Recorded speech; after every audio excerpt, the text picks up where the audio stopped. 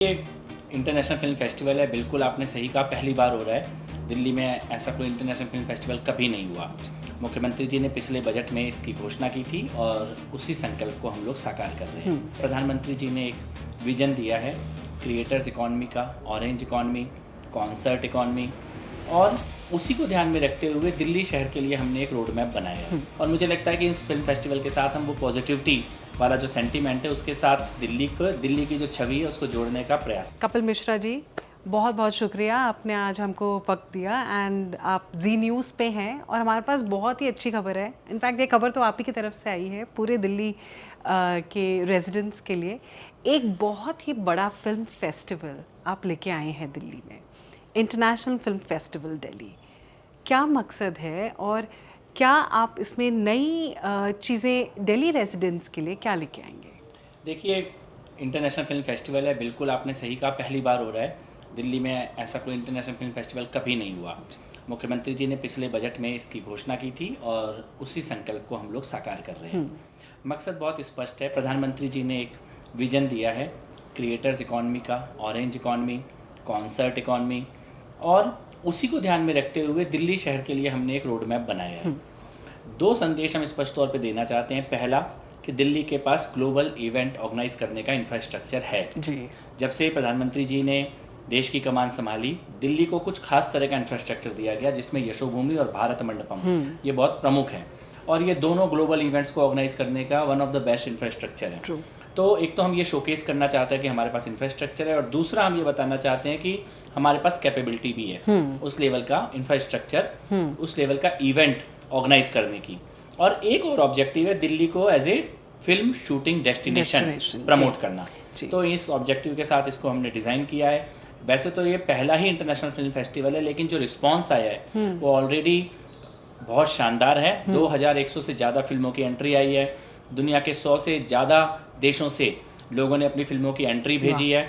और अगर फिल्मों की एंट्री के हिसाब से हम देखें तो ये ऑलरेडी देश का सबसे बड़ा इंटरनेशनल फिल्म फेस्टिवल बन चुका है। जी, अभी आपने बहुत ही इम्पोर्टेंट एक पॉइंट बताया कि दिल्ली में आप फिल्म इंडस्ट्री बेसिकली शिफ्ट करना चाहते हैं, जो अभी इतने सालों से मुंबई था, बट एक डेस्टिनेशन हब आप बनाना चाहते हैं। Destination hub. मुंबई से कोई शिफ्ट करा भी नहीं सकता और वैसा कोई हमारा लक्ष्य भी नहीं है। लेकिन ट्रेडिशनल फिल्म मेकिंग के बियॉन्ड अब फिल्म मेकिंग जा चुकी है। एआई आ चुका है, एवीजीसी आ चुका है, आधुनिक टेक्नोलॉजी से फिल्म बनाई जा रही है, और उसका टैलेंट का एक पूल दिल्ली के पास अवेलेबल है।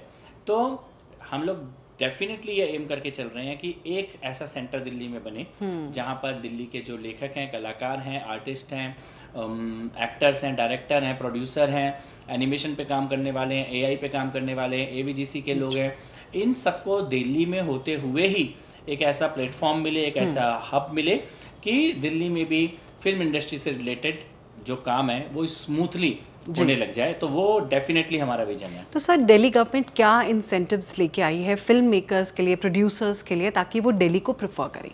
देखिए, जनरली हम लोग एक सब्सिडी पॉलिसी लेके आए हैं। अगर आप दिल्ली में फिल्म शूट करते हैं तो दिल्ली गवर्नमेंट उसकी एक सब्सिडी दे रही है, और अगर आपका 100% शूटिंग दिल्ली में है तो 3 करोड़ रुपए तक की सब्सिडी दिल्ली गवर्नमेंट दे रही है, जो अपने आप में एक सब्सटेंशियल अमाउंट है। और जिस तरह की खास तरह की फिल्मों के लिए बजट का बहुत बड़ा हिस्सा इस सब्सिडी अमाउंट से कवर हो जाता है। तो ये हम लोग लेकर आए हैं। इसके साथ साथ सिंगल विंडो क्लियरेंस, इसकी दिशा में हम लोग काम कर रहे हैं। टूरिज्म बोर्ड की फॉर्मेशन हम करने जा रहे हैं, जिससे दिल्ली में टूरिज्म और फिल्म मेकिंग से रिलेटेड जो भी काम हो वो बहुत ही आराम से सिंगल विंडो से पूरे हो जाएं।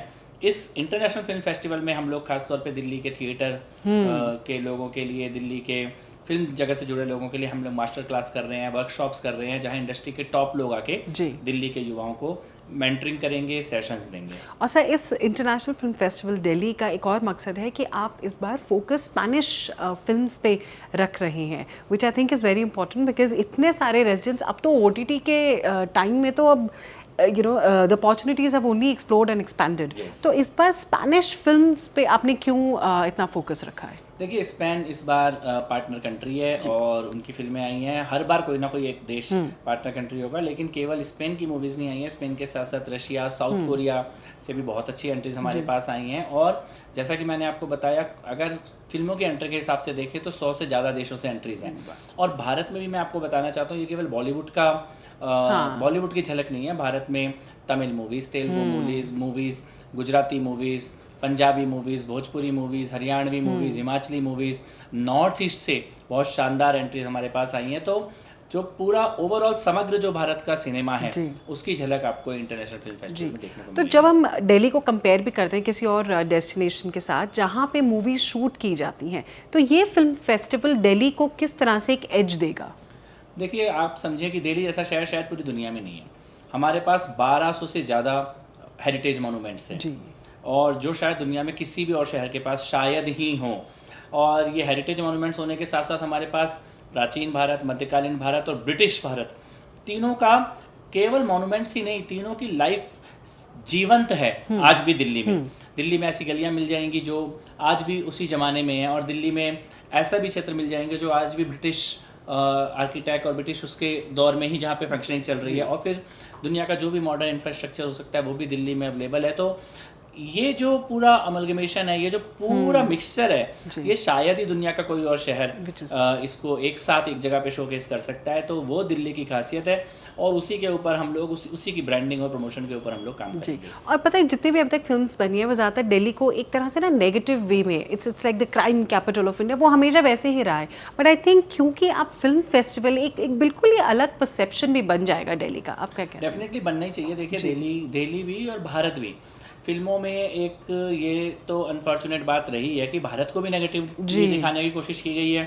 भूखा नंगा गरीब भारत, यही दिखाने का एक फैशन सा चल पड़ा था फिल्मों के माध्यम से, और दिल्ली को भी थोड़ा नेगेटिव परसेप्शन से। मैं ये नहीं कह रहा कि समस्याएं नहीं हैं, लेकिन फिल्मों का, कविताओं का, लेखकों का, क्रिएटिव लोगों का एक काम ये भी है कि आप समाज में उत्साह पैदा करें, पॉजिटिविटी पैदा करें, बदलते हुए भारत, बदलते हुए दिल्ली के बारे में लोगों को उस सेंटिमेंट से जोड़ें। और मुझे लगता है कि इस फिल्म फेस्टिवल के साथ हम वो पॉजिटिविटी वाला जो सेंटिमेंट है उसके साथ दिल्ली की जो छवि है उसको जोड़ने का प्रयास करेंगे। और हमारे व्यूअर्स किन किन को एक्सपेक्ट कर सकते हैं इस इतने बड़े फिल्म फेस्टिवल के लिए, जिसके लिए we are all so excited? देखिए, जो भी नाम आपके मन में इस वक्त आ रहे होंगे, बॉलीवुड के या भोजपुरी इंडस्ट्री के या तमिल इंडस्ट्री के या तेलुगु इंडस्ट्री के, मैं अभी नाम नहीं बताऊंगा, लेकिन मैं ये कह सकता हूँ जो नाम आपके मन में इस वक्त आ रहे होंगे, लगभग वो सभी लोग दिल्ली इंटरनेशनल फिल्म फेस्टिवल में आने वाले हैं। Thank you so much sir for giving us your time. अच्छा, एक और चीज़ है सर, एक तो वर्ल्ड हेल्थ डे आ रहा है, तो उस पर आपसे मतलब आपका मैसेज, और वर्ल्ड अर्थ डे, क्योंकि तो हमारे हेल्थ मिनिस्टर से लेना। अरे नहीं सर, आपका भी तो मतलब बेसिकली अबाउट हेल्थ पे, if you would want to like how do you keep yourself healthy, what tips do you keep in mind? I am the right person to give this.